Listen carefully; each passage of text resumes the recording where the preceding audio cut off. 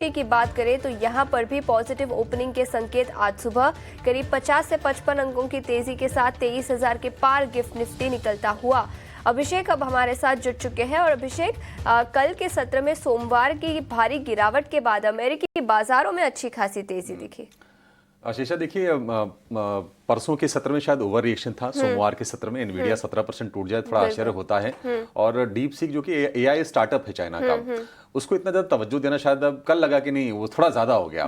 तो कल रिकवरी आ गई है और कल 8% एनवीडिया रिकवर हुआ और बाकी स्टॉक्स में देखा ब्रॉडकॉम वगैरह भी रिकवर होते हुए दिखे हैं।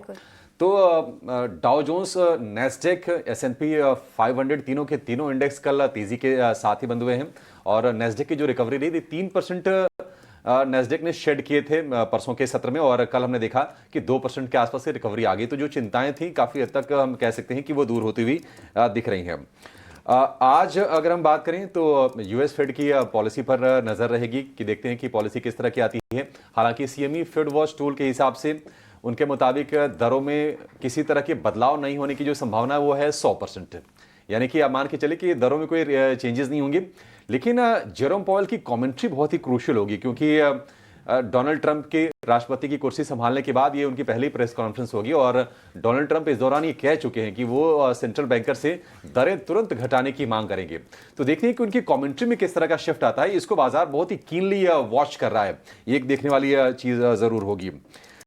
एशिया की बात करें तो आज चाइना के बाजार, हांगकांग के बाजार, ताइवान, कोरिया के बाजार, सारे के सारे बाजार बंद हैं। लूनर न्यू ईयर के मौके पर चीन के बाजार तो कल भी बंद थे। लेकिन जापान के बाजार में आज हम देख रहे हैं कि तेजी है। 3 दिनों की लगातार गिरावट हुई थी। आज रिबाउंड की कोशिश है, बहुत ज्यादा तेजी नहीं है, फिर भी 150-200 अंकों के आसपास की तेजी आपको जापान के बाजार में दिखेगी। अन्य अगर हम संकेतों की बात करें, कल हमने देखा था कि जिस तरह से अमेरिकी बाजार टूटे थे उसके चलते थोड़ी सी इक्विटी से पोजीशन शिफ्ट हुई थी कमोडिटीज में और सोने में लोअर लेवल से थोड़ी बाइंग आई है। फिर से जो भाव है $2775 के आसपास के हैं। और अगर हम डॉलर इंडेक्स की बात करें तो थोड़ा सा हमने डॉलर में भी स्ट्रेंथ देखी है और 107.9 के आसपास का डॉलर इंडेक्स है। हालांकि 10 ईयर की जो बॉन्ड यील्ड है उसमें हम लगातार नरमी देख रहे हैं और कल भी थोड़े से भाव गिरे हैं। यील्ड की बात करें तो 4.52% के आसपास है यूएस में 10 ईयर की बॉन्ड यील्ड।